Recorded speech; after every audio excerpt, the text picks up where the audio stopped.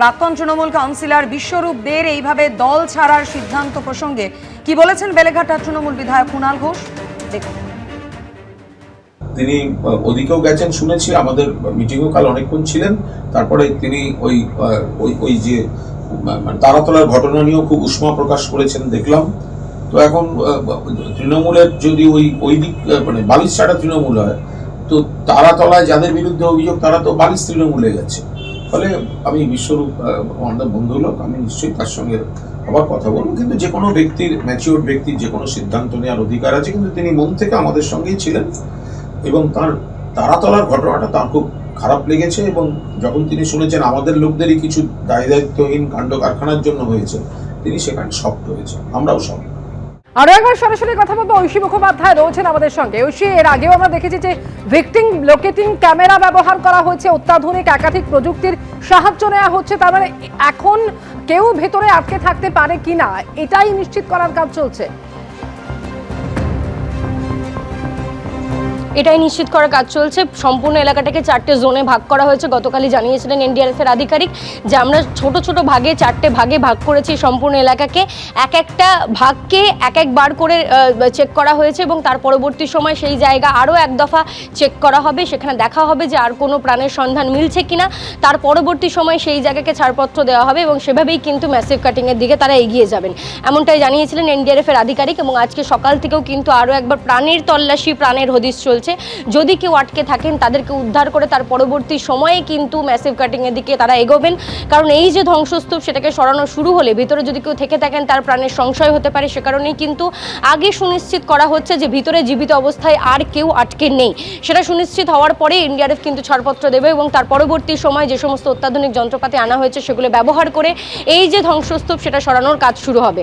আজকে সকাল থেকে সেই মোতাবেক কিন্তু, অর্থাৎ যে প্ল্যান অফ অ্যাকশন তাদের রয়েছে সেই মোতাবেকই কিন্তু দেখা যাচ্ছে যে তারা শুরু করে দিয়েছেন সেই তল্লাশি অভিযান। গতকালও যেভাবে হচ্ছিল যে নিবিড় তল্লাশি তারা করছিলেন প্রত্যেকটা সেকশন ধরে ধরে, যে এখানে আর কেউ আটকে রয়েছেন কিনা, তাদের যে সমস্ত অত্যাধুনিক প্রযুক্তি রয়েছে সেগুলোকে ব্যবহার করে তারা লোকেট করার চেষ্টা করছিলেন।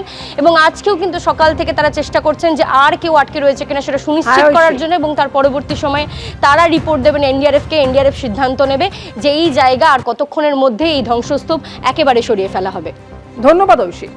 তারাতলা বিপর্যয়ের পর একদিকে উদ্ধার কাজ চলছে, উদ্ধার কাজের প্রতি মুহূর্তের খবরাখবর আপনাদের সামনে যেমন রাখবো, অন্যদিকে গতকাল আমরা দেখলাম এই ঘটনার প্রতিবাদে তৃণমূল কংগ্রেস ছাড়লেন বিশ্বরূপ দে।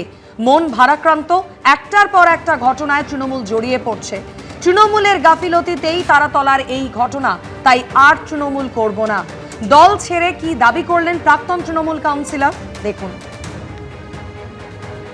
আজকে সত্যি ভারাক্রান্ত,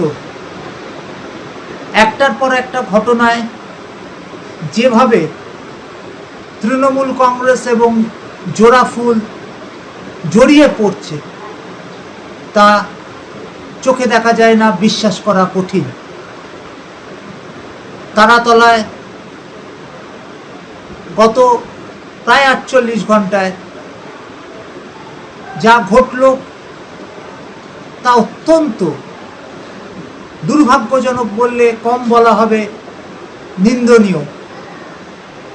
আমি যে দলের তৃণমূল কংগ্রেসের প্রতিনিধিত্ব করেছি কলকাতা পৌরসভায়, সেই দলের গাফিলতিতে আজকে বিধানসভায় মাননীয় মুখ্যমন্ত্রী বলেছেন যে তৎকালীন মহানাগরিক স্বাক্ষর করেছেন যে প্ল্যান অর্থাৎ নকশা মঞ্জুর হয়েছে তা ত্রুটিপূর্ণ এবং যার ফলে এতগুলো নিরীহ মানুষ প্রাণ হারালো।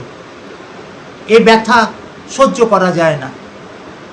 আমি তাই সিদ্ধান্ত নিচ্ছি যে তৃণমূল কংগ্রেস আর করা যাবে না, আর করবও না। এবিপি আনন্দ, এগিয়ে থাকে, এগিয়ে রাখে।